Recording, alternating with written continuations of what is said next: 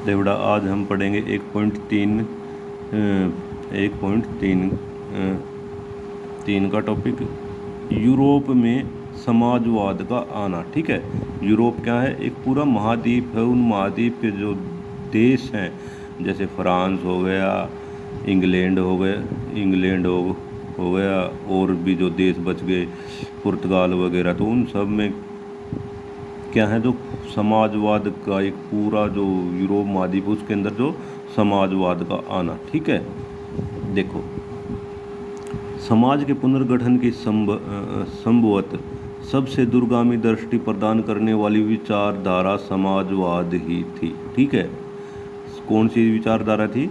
समाजवाद। ठीक है, समाज क्या होता है? ठीक है, जिसमें आप रहते हो। ठीक है, वो एक समाज होता है जो आपके चारों ओर होता है। ठीक है, उसकी पुनर्गठन की संभावना संभवत। ठीक है, यानी उसका दोबारा से गठन कर रहे थे यूरोप के देश। ठीक है, 19वीं सदी के मध्य तक यूरोप में समाजवाद एक जाना पहचाना विचार था। इसकी तरफ बहुत सारे लोगों का ध्यान आकर्षित हो रहा था। समाजवादी निजी संपत्ति के विरोधी थे। ठीक है, जो एक नया समाज की रचना करना चाहते थे समाजवादी, वो क्या थे? जो निजी पर्सनल व्यक्तिगत जो संपत्ति थे उसका विरोध करते थे, यानी वे संपत्ति पर निजी स्वामित्व को सही नहीं मानते थे। उनका कहना था कि संपत्ति के निजी स्वामित्व की व्यवस्था ही सारी समस्याओं की जड़ है। ठीक है, जो समाजवादी विचारधारा थी वो क्या मानती थी? जो पर्सनल व्यक्तिगत, ठीक है, जो व्यक्ति की पर्सनल संपत्ति है जिसमें उसका खुद का अधिकार है, ठीक है, उस चीज़ के वो विरोधी थी। और वो मानते थे जो पर्सनल संपत्ति है व्यक्तियों की, ठीक है, वही इस समस्या का समस्याओं की मूल जड़ है। वे ऐसा क्यों मानते थे? उनका क्या तर्क था कि बहुत सारे लोगों के पास संपत्ति तो है जिससे दूसरों को रोजगार भी मिलता है, लेकिन समस्या यह है कि संपत्तिधारी व्यक्ति को सिर्फ अपने फायदे से ही मतबल रहता है। वह उनके बारे में नहीं सोचता जो उनकी संपत्ति को उत्पादनशील बनाते हैं। ठीक है, उनका क्या कारण थे ये ऐसा सोचने के? कि वो सोचते थे कि जो संपत्ति वाला व्यक्ति है, ठीक है, जो संपत्तिधारी है, जिसके पास ज़्यादा पैसे हैं, या ये मान लो जो अमीर होता है, वो अपनी संपत्ति के बारे में सोचता है, न कि उनके प्रॉफिट या जो प्रॉफिट होते हैं, फ़ायदे होते हैं, जो व्यक्ति उसके लिए काम करते हैं, जिनके कारण उसके पास इतनी संपत्ति आई, वह उन व्यक्तियों के बारे में नहीं सोचता। इसलिए अगर संपत्ति पर किसी एक व्यक्ति के बजाय पूरे समाज का नियंत्रण हो तो साझा सामाजिक हितों पर ज़्यादा अच्छी तरह से ध्यान दिया जा सकता है। ठीक है, समाजवादियों को मानना था कि जो संपत्ति है उस पर पूरे समाज का अधिकार हो, तो जो साझा, ठीक है, मिले जुले जो समाज के हित के कार्य हैं उन पे तो अच्छी तरह से ध्यान दिया जा सकता है। समाजवादी इस तरह का बदलाव चाहते थे और इसके लिए उन्होंने बड़े पैमाने पर अभियान चलाया। ठीक है, अब उन्होंने इस पैमाने पर एक अभियान छेड़ दिया था। समाजवादियों के पास भविष्य की एक बिल्कुल भिन्न दृष्टि थी। ठीक है, जो जिस दृष्टि से देख रहे थे भविष्य को समाजवादी, उनके पास एक बिल्कुल अलग प्रकार की दृष्टि थी।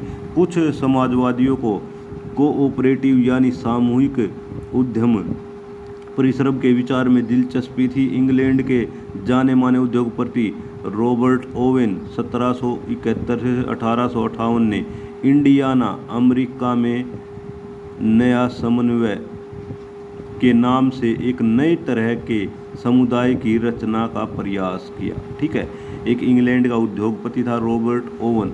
ठीक है, उसका जन्म 1771 और मृत्यु 1858। ठीक है, इस टाइम में इंडियाना क्या था? जो अमेरिका था उसमें कोई जगह थी, उसका नाम था इंडियाना। ठीक है, में नया समन्वय के नाम से, ठीक है, यानी न्यू हार्मोनी के नाम से एक नए तरह के समुदाय की रचना का प्रयास किया। ठीक है, एक नया समाज बना रहा था या, ठीक है, उसकी रचना यानी उसको बनाने का प्रयास किया। कुछ समाजवादी चाहते थे कि केवल व्यक्तिगत पहलकदमी से बहुत बड़े सामूहिक खेत नहीं बनाए जा सकते। वह चाहते थे कि सरकार अपनी तरफ से सामूहिक खेती को बढ़ावा दे। उदाहरण के लिए फ्रांस में लुई ब्लॉन्क 1813 से 1882 चाहते थे कि सरकार पूंजीवादी उद्यमों की जगह सामूहिक उद्यमों को बढ़ावा दे। कोऑपरेटिव ऐसे लोगों के समूह थे जो मिलकर चीज़ें बनाते थे और मुनाफे को प्रत्येक सदस्य द्वारा किए गए काम के हिसाब से बांट लेते थे। ठीक है, लुई फ्रांस का कोई लुई ब्लॉन्क था। ठीक है, उसने क्या किया था, जो सरकार के पूंजीवादी उद्यम थे उनके जगह सामूहिक उद्यमों, जो सामूहिक परिश्रम करने वाले थे, उनको बढ़ावा दिया। कोऑपरेटिव ऐसे लोग थे। कोऑपरेटिव एक संस्थाएं होती है बेटा, इनमें क्या होता है, जितना भी प्रॉफिट होता है तो उस संस्था में जो व्यक्ति जितना काम करता है उसको वो प्रॉफिट दे दिया जाता है, उसको बांट दिया जाता है उसके हिस्से का। अब आगे देखो, कार्ल मार्क्स 1818 से 1882 और फ्रेडरिक एंगल्स 1820 से 1895 ने इस दिशा में कई नए तर्क पेश किए। मार्क्स का विचार था कि औद्योगिक समाज पूंजीवादी समाज है। ठीक है, जो औद्योगिक जो व्यापारिक समाज था उसको क्या मानता था मार्क्स, कि वो एक पूंजीवादी समाज है। फैक्ट्रियों में लगी पूंजी और पूंजीपतियों का स्वामित्व है और पूंजीपतियों का मुनाफा मजदूरों की मेहनत से पैदा होता है। मार्क्स का निष्कर्ष था कि जब तक निजी पूंजीपति इसी तरह मुनाफे, एक सेकंड रुकना बेटा,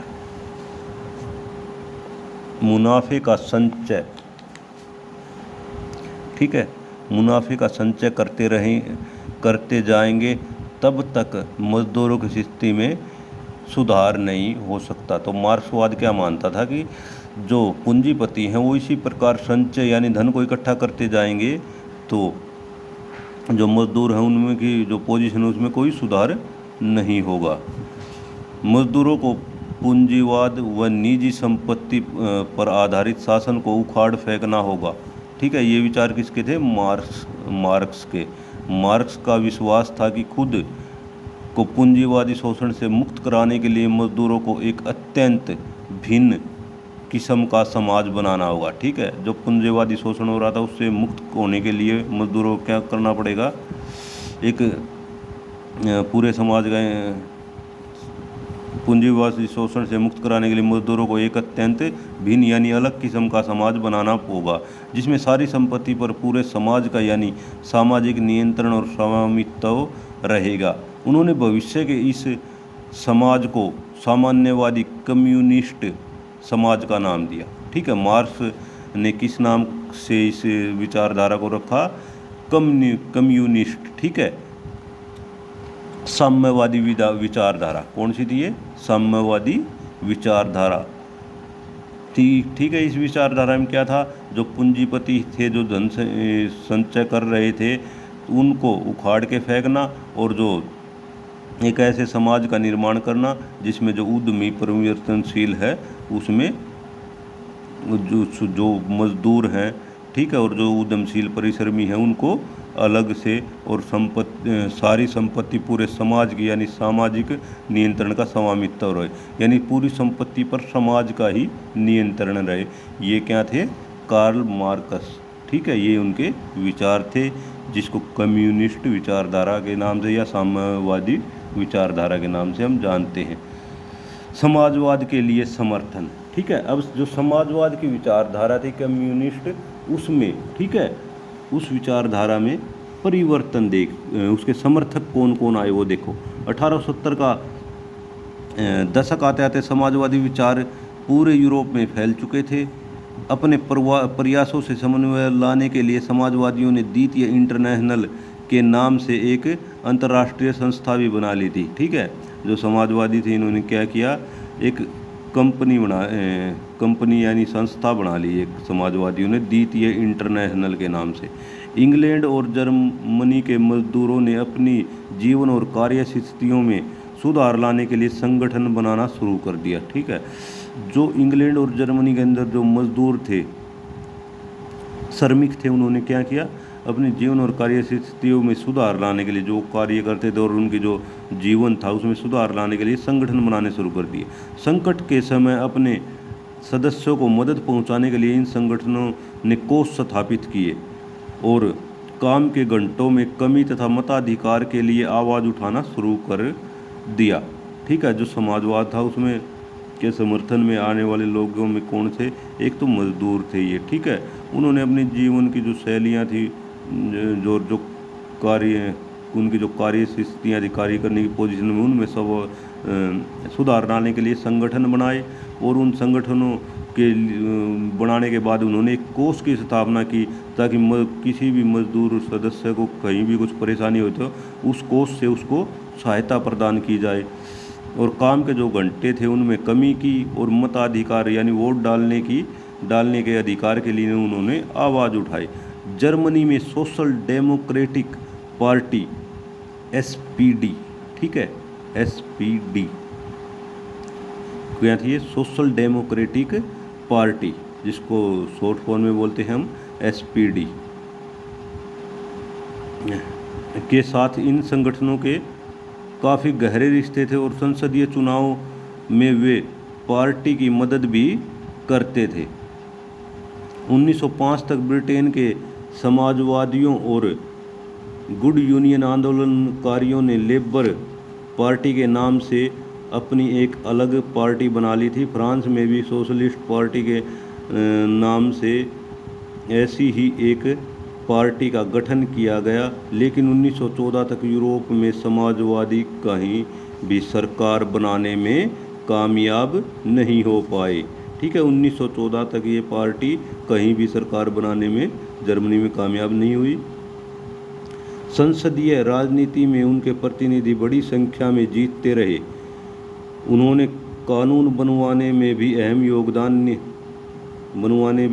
भूमिका निभाई, मगर सरकारों में रूढ़िवादियों, उदारवादियों और रेडिकलों का ही दबदबा बना रहा। ठीक है, जो पहले 3 सोचें थी, रूढ़िवादी, उदारवादी और रेडिकल, हमने पढ़ी। ठीक है, उनका ही दबदबा सरकार में रहा। जो समाजवादी, कम्युनिस्ट, कार्ल मार्क्स और फ्रेडरिक एंगल की जो सोच आई, जो विचार आए, उनको जगह नहीं मिले। हाँ, संसद में ये काफ़ी जाते रहे, इनको काफ़ी सीटें मिलती रही संसद में।